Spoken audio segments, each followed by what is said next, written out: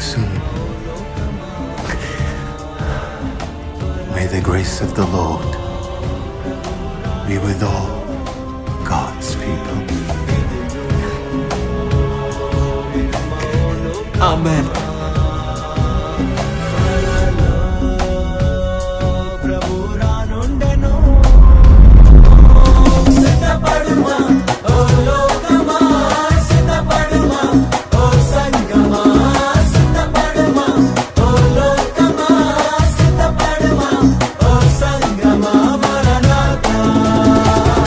సిద్ధపాఠ స్వరమునకు స్వాగతం. రండి మనం మూలవాక్యాన్ని చదువుకొని ప్రార్థన చేసుకుని వాక్య ధ్యానంలోనికి వెళదాము. మత్తయి సువార్త 6:24. ఎవడును ఇద్దరు యజమానులకు దాసుడిగా ఉండనేరడు. అతడు ఒకని ద్వేషించి ఒకని ప్రేమించును, లేదా ఒకని పక్షముగా నుండి ఒకని తృణీకరించును. మీరు దేవునికిని సిరికిని దాసులుగా ఉండనేరరు. సర్వాధికారి అయిన మా ప్రియ పరలోకపు తండ్రి, మీ ఘనమైన నామానికి వందనాలు, స్తోత్రాలు ప్రభా. ఇటు పరిచర్య నా తండ్రి ప్రభా, నాయన మీరు మాకు అనుగ్రహించినందుకు మీకు వందనాలు, స్తోత్రాలు నా తండ్రి ప్రభా. మీరు మాట్లాడబోవచ్చు ఉండగా వినగలిగిన స్వరము, అంగీకరించగలిగిన ఆత్మ, పాటించగలిగినటువంటి శక్తిని, సామర్థ్యమును మీరు మాకు అనుగ్రహించండి ప్రభా. వెత్తబడిచిన వాక్యం దుష్టుడు దొంగిలించుకున్నట్లుగా మీ కంచా కాపుదల వేసి భద్రపరచండి ప్రభా. వినువారికి మాకును మేలుకరంగా ఉండనట్లుగా దీన్ని మీరు పరిశుద్ధపరిచి మాకు అనుగ్రహించమని క్రీస్తు నామంలో అడుగుచున్నాం పరమ తండ్రి. శోధనలోనికి ప్రవేశించక మెలకువ కలిగి ప్రార్థన చేయడి అన్న అంశాన్ని ఏ విషయాల్లో మనం శోధనలోనికి ప్రవేశించే అవకాశం ఉంది అని మనం ధ్యానం చేసుకుంటూ ఉన్నాం. మొదటి వారము దేవుణ్ణి ప్రేమించే విషయంలోనూ, రెండవ వారము రెండవ ఆజ్ఞగా మనకు అనుగ్రహించబడుతున్న నిన్ను వలె నీ పొరుగువారిని ప్రేమించుము అనే విషయాన్ని మనం ధ్యానం చేసుకున్నాం. ఈరోజు ధనమును గురించిన విషయాన్ని మనం ధ్యానం చేసుకుంటూ ఉన్నాము. ఇక్కడ మనం చదివినట్లయితే, ఎవ్వడును ఇద్దరు యజమానులకు దాసుడుగా ఉండనేరడు. అతడు ఒకని ద్వేషించి ఒకని ప్రేమించును, లేదా ఒకని పక్షముగా నుండి ఒకని తృణీకరించును. మీరు దేవునికిని సిరికిని దాసులుగా ఉండనేరరు అని వాక్యం సెలవిస్తూ ఉంది. దేవుడికిని సిరికిని దాసులుగా ఉండనేరరు అని. లూకాసు వార్త 16:13 వాక్యంలో చూసినట్టయితే, దేవునికిని సిరికిని సేవకులుగా ఉండనేరరు అని వాక్యం సెలవిస్తూ ఉంది. అంటే దేవుడిని సిరిని పక్కపక్కనగా పెట్టినట్లుగా మనం ఇక్కడ చూస్తూ ఉన్నామన్నమాట. అంటే ధనం అనేది మనము దేవుని యొక్క స్థానంలో పెట్టే అటువంటి ఒక అవకాశం ఉన్న అంశంగా మనం గమనిస్తూ ఉన్నాం. అంటే ఇది మనల్ని ఖచ్చితంగా శోధనలోనికి తీసుకుని వెళ్ళే అవకాశం ఉందన్నమాట. కాబట్టి ధనాన్ని గురించిన ఒక అవగాహన మనకి ఎంతో ప్రాముఖ్యమైన విషయం. ఇక్కడ మనం గమనించినట్లయితే ధనము అనే విషయాన్ని ధనాపేక్షగా కూడా వాక్యం సెలవిస్తూ ఉంది. వాక్యంలో మనము రెండు విధాలుగా ధనాన్ని గురించి మాట్లాడుతున్నట్లుగా మనం గమనిస్తూ ఉన్నాము. ధనవంతులైన వారు పరలోక రాజ్యంలో ప్రవేశించుట కంటే సూది బెజ్జంలో ఒంట వెళ్ళడం అనేది చాలా తేలిక అనే ఒక విషయాన్ని స్వయంగా యేసురాజు గారే మనతో మాట్లాడుతూ ఉన్నారు సువార్తల్లో. మరి అదే విషయాన్ని గనక మనం సామెతల్లో గనక గమనించినట్లయితే, సామెతలు 8:12 చూస్తే, నన్ను ప్రేమించు వారిని ఆస్తికర్తలుగా చేసేదను, వారి నిధులను నింపెదను అనే వాక్యం కూడా మనకి ఇదే గ్రంథంలో దొరుకుతుంది. తనను ప్రేమించిన వారిని ఆస్తికర్తలుగా చేస్తాను అని స్వయంగా దేవుడే మాట్లాడుతూ, ధనవంతులైన వారి పరలోక రాజ్యంలో ప్రవేశించుట కంటే కూడా సూది బెజ్జంలో ఒంట దూరటం అనేది చాలా తేలిక విధానాన్ని మనకు ఎందుకు బోధిస్తున్నట్టు? ఇక్కడ ఎక్కడా కూడా వాక్యము విభేదించుకుంటున్నట్లుగా మనం భావించవలసిన అవసరం లేదు. దీని గురించిన వివరణ అనేది ఈ వాక్యాలు ఎలాంటి సందర్భాల్లో రాయబడుతున్నవి, ఈ వాక్యం ఎలాంటి సందర్భాల్లో రాయబడుతున్నది అని కనుక మనం గ్రహించుకోగలిగినట్లయితే, దేవుని ఆత్మ మనకి జ్ఞానయుక్తంగా దీన్ని బోధించి ధనానికి దాసులుగా మనం అయిపోకుండా, లేదంటే ధనాన్ని సేవిస్తూ దేవుణ్ణి తృణీకరించేటటువంటి ఒక మనస్తత్వంలోనికి మనం దిగజారిపోకుండానట్లుగా మనల్ని నిలువ పెట్టే సామర్థ్యాన్ని దేవుని వాక్యం మనకు అనుగ్రహిస్తుంది. దేవుడు పిలుచుకున్న ప్రతి ఒక్కరూ కూడా ధనవంతులుగానే మనం గమనిస్తూ ఉన్నాము. ఆదికాండం 13:2 వాక్యం కనుక గమనించినట్లయితే, అక్కడ అబ్రహాం గారి గురించి రాయబడుతూ ఉంది. అతడు వెండి బంగారము బహు పశువులు కలిగిన వాడయి బహు ధనవంతుడై ఉన్నట్లుగా మనం చూస్తూ ఉన్నాము. ఇస్సాకును గనక మనం గమనించినట్లయితే, ఆదికాండం 26:12 వాక్యంలో చూసినట్లయితే, కరువులో అతను పంట వేసి 100 ఫలాన్ని పొందుకున్నట్లుగా మనం చూస్తూ ఉన్నాం. కరువులో అధిక ఫలాన్ని ఇవ్వగలిగిన వారు ఎవరు? దేవుడే కదా. మరి ఇస్సాకును ధనవంతుడిగా ఆశీర్వదించిన వాడెవడు? దేవుడే కదా. అబ్రహామును ఆశీర్వదించిన వారు ఎవరు? దేవుడే కదా. యాకోబు గారి నుంచి కనుక మనం చూసినట్లయితే, అదే ఆదికాండం 32:10 వాక్యాన్ని కనుక మనం గమనించినట్లయితే, నేను ఒక్క చేతి కర్రతో యోర్దాను నదిని దాటాను దేవా, నువ్వు 2 గుంపులుగా నన్ను ఈరోజు ఆశీర్వదించావు అని యాకోబు గారు స్వయంగా సాక్ష్యం చెప్తున్నట్లుగా మనం గమనిస్తున్నాము. అంతే యోబు గారిని కూడా మనం చూసినట్లయితే యోబు గ్రంథము 1:4 గనక మనం గమనించినట్లయితే తూర్పు దేశంలో అన్నింటిలో కూడా అతను ధనవంతుడిగా ఆశీర్వదించబడిన వ్యక్తిగా మనం చూస్తూ ఉన్నాము. గొర్రెల కాపరి అయిన దావీదును తీసుకొని వచ్చి రాజుగా ఉన్నతంగా ఆశీర్వదించిన వాడు దేవుడే. మొర్దుకై దగ్గర ఆశ్రయం పొందిన ఒక ఎస్తేరును తీసుకుని వచ్చి రాణిగా ఆశీర్వదించిన వాడు దేవుడే. ఆయన ఆశ్రయించిన వారు, ఆయన్ని ప్రేమించిన వారు ధనవంతులుగానే ఉన్నట్లు మనం చూస్తున్నాం. కానీ ఎక్కడా కూడా దరిద్రులుగా లేదంటే విడవబడిన వారుగా మనం ఎక్కడా కూడా చూడట్లేదు. అంటే ధనవంతులుగా ఉండడం అనేది దేవుడికి వ్యతిరేకమైన కార్యమేమీ కాదు. కానీ ధనానికి దాసులుగా అయిపోవటం మాత్రమే దేవుడు ఇష్టపడినటువంటి ఒక విషయంగా మనం గమనిస్తూ ఉన్నాం. ధనాపేక్షగా ఎప్పుడైతే ధనం మారుతుందో, లేదు అంటే మనము కనుక 1 తిమోతి 6:10 గమనించినట్లయితే ధనాపేక్ష సమస్తమైన కీడులకు మూలముగా మనం గమనిస్తూ ఉన్నాము. ఇదే కొలస్సీలకు రాసిన పత్రిక 3వ అధ్యాయము 5వ వాక్యం కనుక గమనించినట్లయితే విగ్రహారాధన అయిన ధనాపేక్ష అనే వాక్యాన్ని మనం గమనిస్తున్నాం. అంటే ధనాన్ని దేవుడి స్థానంలో పెట్టి విగ్రహంగా గనక మనం ఆరాధిస్తున్న వ్యక్తులుగా ఉన్నట్లయితే మనం శోధనలోనికి ప్రవేశించే వ్యక్తులుగా ఉన్నామన్నమాట.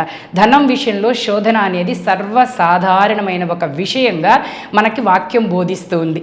ధనము మనకి విగ్రహం కానంత వరకు, ధనము దేవుని నామాన్ని మహిమపరిచే విషయంగా ఉన్నంత వరకు, ధనము సమస్తాన్ని అనుగ్రహించగలిగిన వాడు దేవుడే అని మన కనుదృష్టి అంతా కూడా దేవుడి మీద ఉన్నంత వరకు ధనానికి మనము లోబడిపోయే దాసులుగా ఎన్నడూ కూడా మనము వెళ్ళిపోమన్నమాట.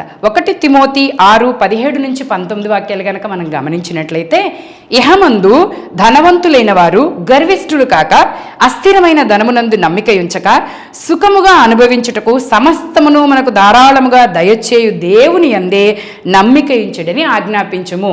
తిమోతికి సంఘానికి నడవవలసిన ఒక క్రమాన్ని బోధిస్తూ పౌలు గారు ఈ ఒక విషయాన్ని చాలా స్పష్టంగా చెప్తూ ఉన్నారు. ఏంటి అంటే ఇహమందు ధనవంతులైన వారు గర్విష్ఠులు కాక అస్థిరమైన ధనమునందు నమ్మిక ఉంచక. అంటే ధనం ఎప్పుడైనా కూడా అస్థిరమైనదే. స్థిరత్వం కలిగిన వారు ఎవరు? దేవుడే. ఆయన గురించి మన వాక్యం ఏమని చదువుతున్నాము? నిన్న నేడు రేపు ఏకరీతిగా ఉన్న దేవుడు అని వాక్యంలో సెలవిస్తున్నారు. కాబట్టి ఎప్పుడూ కూడా స్థిరంగా ఉండేవాడు దేవుడే. మన కనుదృష్టి కనుక దేవుని మీద నుంచి ధనం మీదకి మళ్ళితే అది అస్థిరమైన ఒక స్వభావం కలిగినదిగా మనకు కనబడుతూ ఉంది. అస్థిరమైన స్వభావం కలిగిన ధనం మీద మనం ఎక్కువ నమ్మిక ఉంచి విశ్వాసం నుంచి కూడా తొలగిపోయేటటువంటి ప్రమాదం ఉంది అని ఇదే తిమోతికి రాసిన పత్రిక 6వ అధ్యాయము 10వ వాక్యాన్ని మనం కనుక స్పష్టంగా చదువుకుంటే అర్థమవుతుంది. ఎందుకనగా ధనాపేక్ష సమస్తమైన కీడులకు మూలము, కొందరు దానిని ఆశించి విశ్వాసం నుంచి తొలగిపోయి నానా బాధలతో తమ్మును తామే పొడుచుకొనిరి.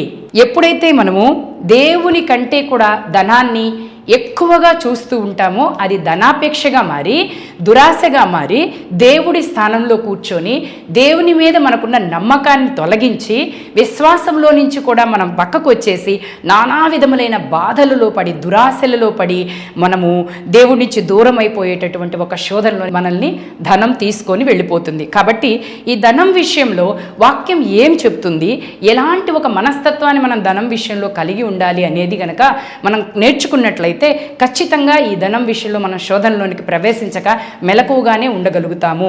దేవుని స్థానంలో ధనాన్ని ఎప్పుడూ కూడా పెట్టకుండా దానికి దాసులమైపోకుండా దానినే మనము వినియోగించుకునే ఒక వ్యక్తులుగా మనం ఉంటాం. ఇంకొంత వివరణ మనం వాక్యంలో నుంచి చూద్దామండి. ధనవంతులైన వారు అందరూ కూడా ఆ ధనాన్ని ఎలాగ వాళ్ళు వినియోగించుకున్నారు, లేదు అంటే ఎలా ధనాన్ని వాళ్ళు ఆధీనంలో ఉంచుకున్నారు అనేది మనం గమనిద్దాం. అబ్రహాం గారి గురించి కనుక మనం ధ్యానించినట్లయితే ఆదికాండము 14వ అధ్యాయాన్ని మీరు చదివినట్లయితే 14వ అధ్యాయం మొత్తం ఏమిటి అంటే సొదొమ గొమొర్రాలో లోతు నివసిస్తూ ఉన్నాడు. 5 రాజ్యాలు వచ్చి వారి మీద దండెత్తి వచ్చి నీ సహోదరుని కూడా బానిసగా తీసుకొని వెళ్ళిపోయారు, కొల్ల సొమ్ముగా తీసుకొని వెళ్ళిపోయారని అబ్రహాముకు తెలిసినప్పుడు ఆయన తన ఇంట అలవర్చబడిన కొంతమందిని తీసుకొని వెళ్ళి ఆ రాజ్యాలను జయించి మరలా తిరిగి ఈ రాజ్యాలని విడిపించుకొని తీసుకొని వచ్చినట్లుగా మనం గమనిస్తున్నాం.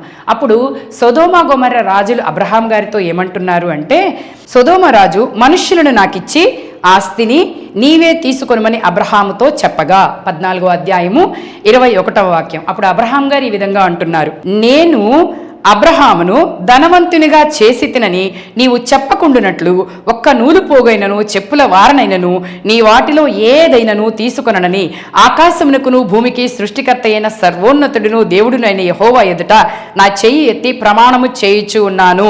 సొదొమ రాజు గొమొర్రా రాజు ఏమంటున్నారు అంటే, నా జనాన్ని నాకు విడిచిపెట్టేసేసి సమస్తమైన ఆస్తినంతా నువ్వు తీసుకొని వెళ్ళిపోవచ్చు అంటున్నప్పుడు అబ్రహాం గారు ఒక మాట అంటున్నారు, నేనే అబ్రహామును ధనవంతుని చేశానని రేపటి రోజు నువ్వు అనడానికి వీలు లేకుండా సర్వోన్నతుడైన దేవుని ఎదుటి నేను ఒక మాట చెప్తున్నాను, ఇది నాకు అవసరం లేదు, చెప్పుల వారు కూడా నాకు అవసరం లేదు అంటున్నారు. అబ్రహాం గారు ధనవంతుడిగా ఆశీర్వదించబడిన ఒక వ్యక్తిగా మనం 13వ అధ్యాయంలోనే గమనిస్తున్నాం. అయితే అబ్రహాం గారికి ఒక చక్కటి క్లారిటీ ఉంది. ఏమిటి అంటే, దేవుడు నన్ను ఆశీర్వదించాడు, వెండైనా బంగారమైన సమస్త విధములైన ఆశీర్వాదము ఐశ్వర్యమైనా సరే దేవుడి ద్వారా నాకు అనుగ్రహించబడుతుంది.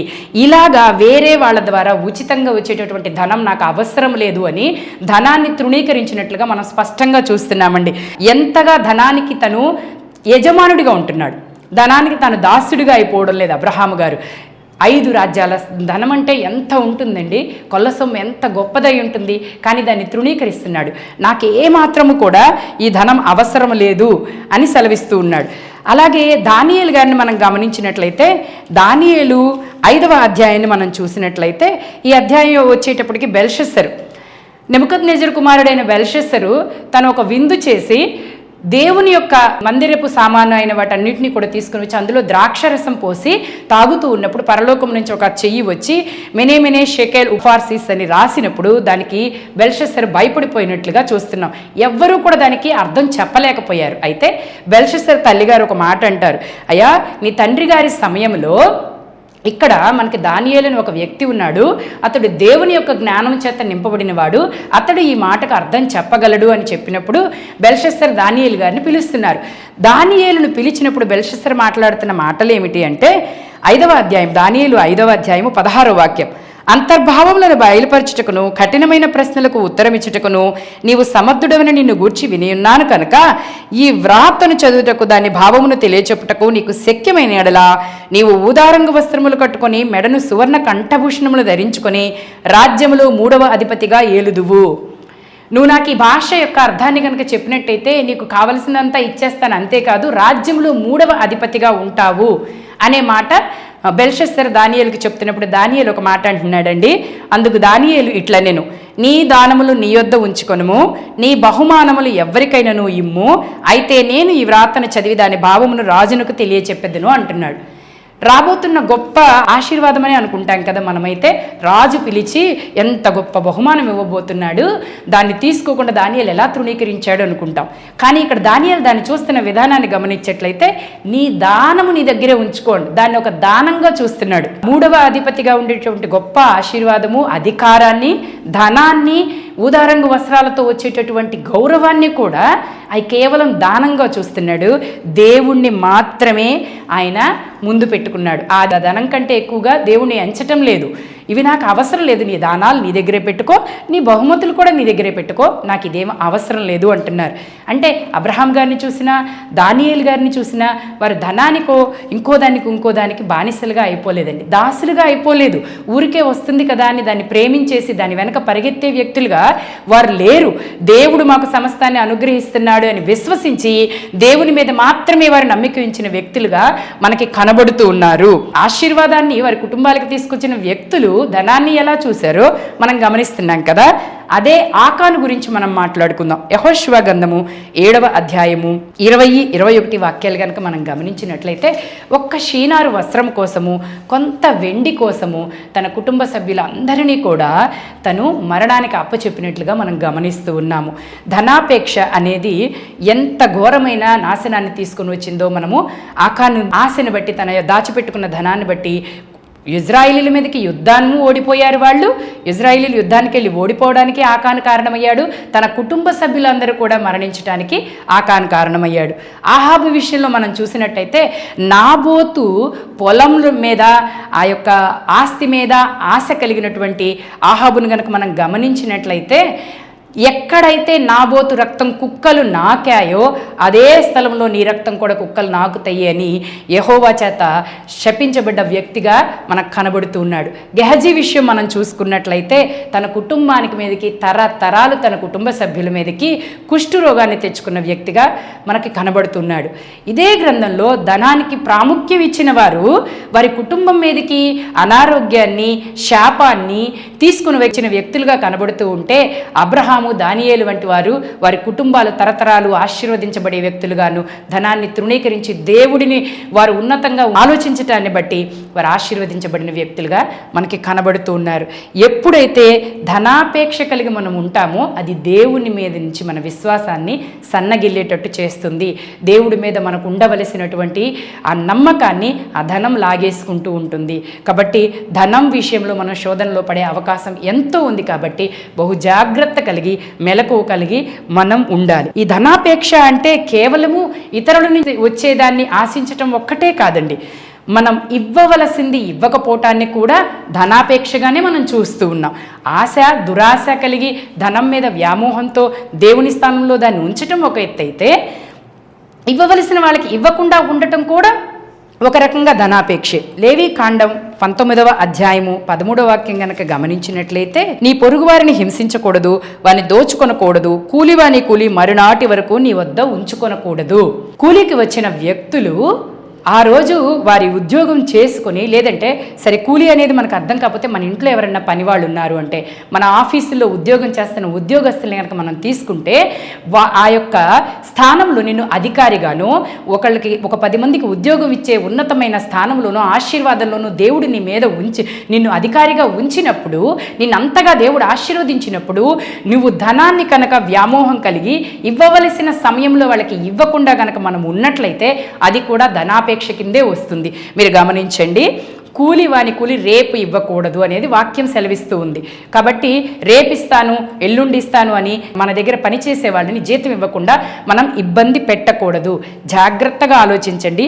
ఈ విషయం కూడా ధనాపేక్ష వంటిదే. ఇవ్వవలసినది ఇవ్వకపోవటం కూడా ధనాపేక్షే.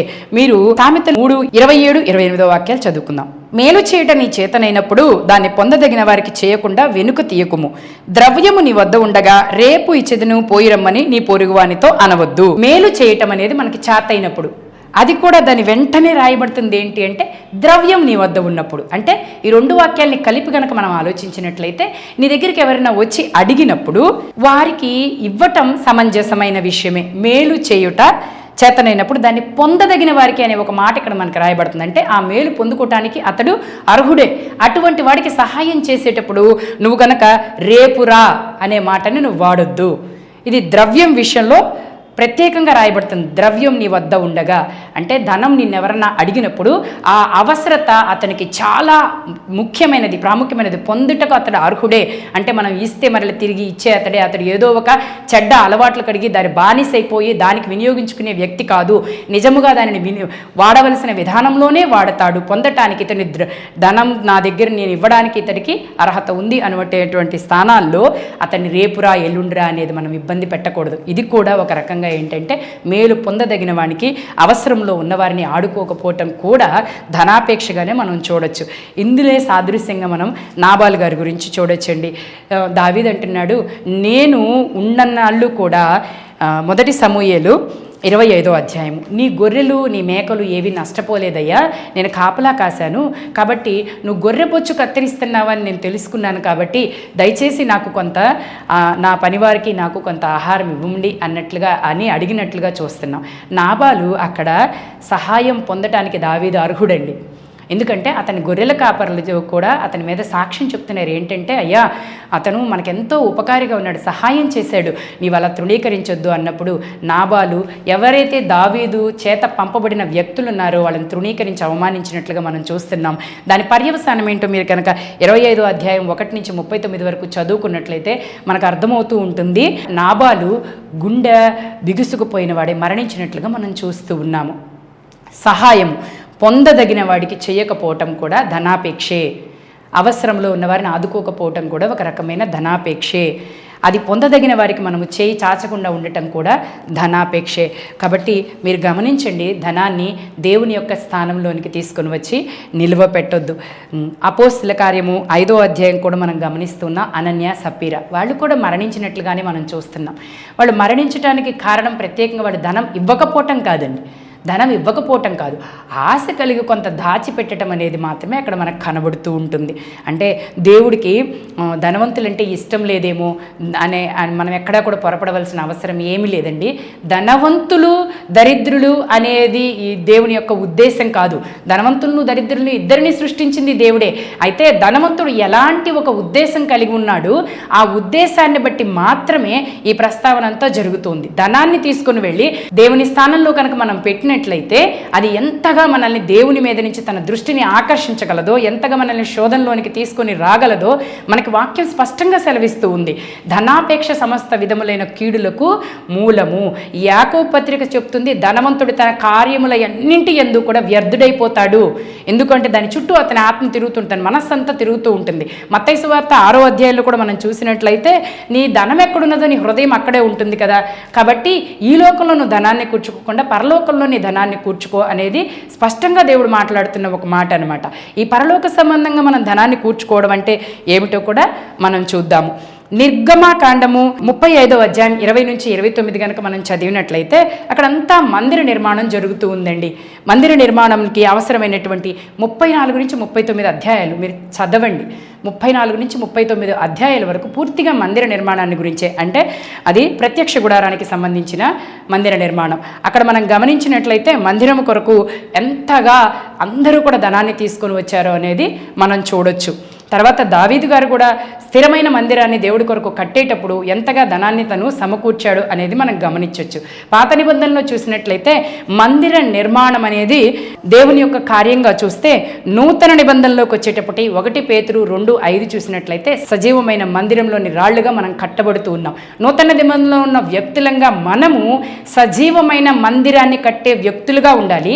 సజీవమైన మందిరానికి నిర్మాణంలో ఉపయోగపడే విధంగా మన ధనాన్ని వినియోగించాలి. మీరు లూకాసు వార్త 8వ అధ్యాయము 1 నుంచి 3 గనక చదివినట్లయితే, వెంటనే ఆయన దేవుని రాజ్య సువార్తను తెలుపుచు ప్రకటించుచు ప్రతి పట్టణంలోనూ ప్రతి గ్రామంలోనూ సంచారము చేయుచు ఉండగా 12 మంది శిష్యులను, అపవిత్రాత్మలను, వ్యాధులను పోగొట్టబడిన కొందరు స్త్రీలను, అనగా 7 దయ్యములను వదిలిపోయిన మగ్దలేనే అనబడిన మరియయు, హెరోదు యొక్క గృహ నిర్వాహకుడగు కూజా భార్యగు యోహన్నయు, సూసన్నయు ఆయనతో కూడా ఉండిరి. వీరును ఇతరులు అనేకులను తమకు కలిగిన ఆస్తితో వారికి ఉపచారము చేయించు వచ్చిరి. ఇక్కడ దేని నిమిత్తం వారి యొక్క ఆస్తిని వాడుతూ ఉన్నారంటే, మొట్టమొదటి వాక్యంలో స్పష్టంగా చెప్తుంది ఏమిటి అంటే, దేవుని రాజ్య సువార్తను ప్రకటిస్తూ తిరుగుతూ ఉన్నటువంటి యేసయ్యకి, ఆయన శిష్యులకు ఈ స్త్రీలందరూ కూడా తమకు కలిగిన ఆస్తి అంతటితో ఉపచారం చేస్తూ వస్తున్నారు. నూతన నిబంధనలో మందిర నిర్మాణానికి కొరకు విస్తారమైన ధనాన్ని సమకూర్చినటువంటి విధానాన్ని చూసినట్లయితే, పాత నిబంధనలో నూతన నిబంధనలోకి వచ్చేటప్పటికి దేవుని రాజ్య సువార్తే మందిర నిర్మాణము. ఎందుకంటే మనం అందరం కూడా సజీవమైన రాళ్లుగా మందిరంగా నిర్మించబడుతూ ఉన్నాం. కాబట్టి ఇప్పుడు మనము దేవుని యొక్క రాజ్య సువార్తలో మన ధనాన్ని ఖర్చు పెట్టే వ్యక్తులుగా ఉండాలి. ఇదే పరలోకమందు మనం ధనాన్ని సమకూర్చుకోవడము అంటే. ఇహలోకమందు కాక మనం పరలోకమునందు మన ధనాన్ని సమకూర్చుకున్నట్లయితే అక్కడ చిమ్మెటి అయినను తుప్పైనను పట్టదు. ఖచ్చితంగా మనకు ప్రతిఫలం అనేది కలుగుతూ ఉంటుంది. దేవుని రాజ్య సువార్తలో మనం ధనాన్ని వినియోగించే వ్యక్తులుగా ఉండాలి. ఎంతోమంది మిషనరీలండి బిడ్డలని, భార్యల్ని కూడా విడిచిపెట్టి వారి భాష కాదు, వారి ప్రాంతం కాదు, ఎక్కడెక్కడికో వెళ్ళి ఎంతో గొప్ప పరిచర్య చేస్తూ ఉన్నారు. వారు వెళ్ళిన స్థలాలలో వారికి వెళ్ళగానే ఎన్నో అవసరాలు ఉంటాయి. వారి బిడ్డల్ని విడిచిపెట్టి వెళుతూ ఉంటారు. వారి కుటుంబాలకు ఎంతో అవసరం ఉంటుంది. ఆ రాజ్య సువార్తలో వారు స్వేచ్ఛగా గనక ఆ భారం వారి మీద లేకుండా వారు పరిచర్య చేయాలి అంటే, మిషనరీ వ్యవస్థకి లేదంటే మిషనరీలుగా సువార్థికులుగా వెళుతున్న సహోదరులకి ఆ రాజ్య సువార్త పనిలో మనం మన ధనాన్ని ఖర్చు పెట్టే వ్యక్తులుగా ఉండాలి. అలాంటి చోట మనం బిగబట్టే వ్యక్తులుగా ఉండకూడదండి. దేవుని రాజ్య సువార్తలో మనం ఖర్చు పెట్టిన ప్రతిదీ కూడా పరలోకంలో మనకి ధనంగానే ఎంచబడుతూ ఉంటుంది. అలాగే అక్కర్లో ఉన్న వారికి సహాయం చేయటం కూడా మనకి పరలోకంలో ధనాన్ని కూర్చుకోవటం వంటిదే. ఎందుకు అంటే బేదలకు అప్పిచ్చేవాడు యెహోవాకు అప్పిచ్చేవాడు. బేదలకు సహాయం చేస్తే దేవుడికి అప్పిచ్చినట్లేనని వాక్యం చెప్తుంది. బేదలను కటాక్షించేవాడు ధన్యుడు, అతని దేవుడు యెహోవా ఆశీర్వదిస్తాడు అని కీర్తనలు చెప్తుంది. అంటే బేదలను ఎవరైతే వారి అక్కర్లో ఆదుకునే వ్యక్తులుగా ఉంటారో వారు కూడా పరలోక రాజ్యంలోనే వారి ధనాన్ని సమకూర్చుకునే వ్యక్తులుగా ఉంటున్నట్టు మనం చూస్తూ ఉన్నాము. తమకు కలిగిన దాని అంతటిలో కూడా నమ్మకస్తులుగా ఉన్నవాళ్ళు ఎంతోమంది ఉన్నారు. మాసిదోనియా సంఘం గురించి 2వ కొరింథీయులకు రాసిన పత్రిక 8వ అధ్యాయంలో మనం గమనించినట్లయితే వారు అక్కరకు మించి సహాయం చేసి వారి దగ్గర వారికి ఉన్న స్తోమతను మించి వారు సహాయం చేసిన వ్యక్తులుగా పౌలు గారు చెప్తూ ఉన్నారు. సహోదరులారా, మాసిదోనియా సంఘమునకు అనుగ్రహింపబడి ఉన్న దేవుని కృపను గురించి మీకు తెలియజేయుచున్నాను. ఎలాగనగా వారు బహుశ్రమలను పరీక్షించబడగా అత్యధికముగా సంతోషించిరి, మరియు వారు నిరుపేదలైనను వారి దాతృత్వం బహుగా విస్తరించెను. ఈ కృప విషయంలోనూ పరిశుద్ధుల కొరకైన పరిచర్యలో పాలు పొందు విషయంలోనూ మనఃపూర్వకముగా మమ్మను వేడుకొనుచు వారు తమ సామర్థ్యము కొలదియే కాక సామర్థ్యము కంటే ఎక్కువగాను తమంతట తామే ఇచ్చిరని మీకు సాక్ష్యం ఇచ్చుచున్నాను. నిజానికి మాసిదోనియా సంఘము బాగా ధనవంతులైన సంఘం ఏం కాదండి, పేదవారు అనేది పౌలు గారు స్పష్టంగా రాస్తూ ఉన్నారు. పేదలైన వారే వారు కలిగిన దానికంటే మించి పరిశుద్ధుల కొరకైన పరిచర్య, ఆ పరిచర్యలో అంటే పౌలు గారిలాగా పరిచర్య నిమిత్తం పరిగెడుతున్న ఎంతోమందికి వారు సహాయం చేసే వ్యక్తులుగా ఉన్నారు. అవసరతలో ఉన్న వారిని ఆదుకునేటటువంటి ఒక సంఘంగా మాసిదోనియా సంఘం మనకు కనబడుతూ ఉంటుంది. మనం రోమాపత్రిక 15వ అధ్యాయం 28వ వాక్యంలో కూడా చూస్తే అకయ వారు మాసిదోనియా వారు అవసరతలో ఉన్న వారి కొరకు సహాయంకి ముందుకొచ్చారు, వారు కొంత చందా ఇవ్వడానికి ఇష్టపడ్డారు అనేది పౌలు గారు స్పష్టంగా రాస్తున్నాడు. అంటే మనకు కలిగిన దానిలో మనం రాజ్య సువార్తకు ఎలా అయితే మన ధనాన్ని వినియోగిస్తామో అవసరతలో ఉన్న వారికి కూడా మనం ధనాన్ని వినియోగించాలి. అప్పుడే మనము పరలోకంలో మన ధనాన్ని కూర్చుకునే వ్యక్తులుగా ఉంటాము. అంతేకాదు మన ధనాన్ని మనకు అనుగ్రహించిన దేవుని యందే కానీ ఇహలోకమందు ధనవంతులైన వారు ఏ మాత్రము కూడా పరలోక సంబంధమైన దాన్ని విడిచిపెట్టి ఇహలోకమైన దాని వెనక మనం పరిగెత్తకూడదు. 1 తిమోతి 6:19 వాక్యాన్ని కూడా మనం గమనించినట్లయితే వారు వాస్తవమైన జీవమును సంపాదించుకుని నిమిత్తము రాబోవు కాలమునకు మంచి పునాది తమ కొరకు వేసుకొనుచు మేలు చేయువారును సత్క్రియలోను ధనము గలవారును ఔదార్యము గలవారును తమ ధనములో ఇతరులకు పాలిచ్చేవారని ఉండవలనని వారికి ఆజ్ఞాపించు. మొదట ఏంటంటే అస్థిరమైన ధనం మీద నమ్మకం ఉంచొద్దంటూనే సత్క్రియలు అనే ధనాన్ని కూర్చుకోమంటూ ఉన్నాడు. ఔదార్యం కలిగిన వారుగా ఉండమంటూ పౌలు గారు ఆ సంఘాన్ని హెచ్చరిస్తూ ఉన్నాడు. కాబట్టి మనమందరము కూడా దేవుని రాజ్య సువార్తలో మన ధనాన్ని వినియోగించేవారిగాను అలాగే అక్కర్లో ఉన్నవారికి మనం సహాయం చేసే వ్యక్తులుగాను ఉంటూ మన ధనాన్ని పరలోకమందు సమకూర్చుకునే వ్యక్తులుగా మనం ఉండాలి. ఈ లోకంలో మనం ధనవంతులుగా ఉండటం దేవునికి ఏమీ అయిష్టమైన కార్యం కాదు.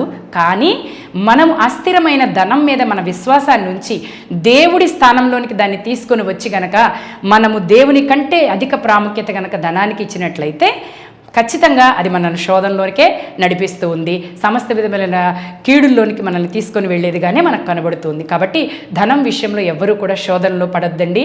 దేవునికి ఇవ్వవలసిన ప్రాముఖ్యత దేవునికి మాత్రమే ఇవ్వాలి. ఆయన రోషము కలిగిన దేవుడిగా మనం చూస్తూ ఉన్నాము. అందుకనే మనందరం కూడా ధనం విషయంలో చాలా జాగ్రత్తగా ఉందాము. ప్రార్థన చేసుకుందాం. సర్వశక్తిమంతుడైన దేవా, నీకు వందనాలు, స్తోత్రాలు. దేవా, మీరు మాట్లాడి ఉన్నారు నా తండ్రి ప్రభ, ధనాన్ని ఎవరునూ సిరికిని దేవునికి దాసులుగా ఉండనేరు అని. కాబట్టి ధనం విషయంలో మేమందరము శోధనలో ప్రవేశించక మెలకువగా ఉండి జ్ఞానాత్మ కలిగి వ్యవహరించడానికి మా అందరికీ తగిన జ్ఞానం ఇవ్వమని ఈ చిన్ని ప్రార్థన మీ పాదాల్సన్ని చేరుస్తూ క్రీస్తు నామంలో అడిగి వేడుకొని పొందుకొని ఉన్నాం పరమ తండ్రి. ఆమేన్.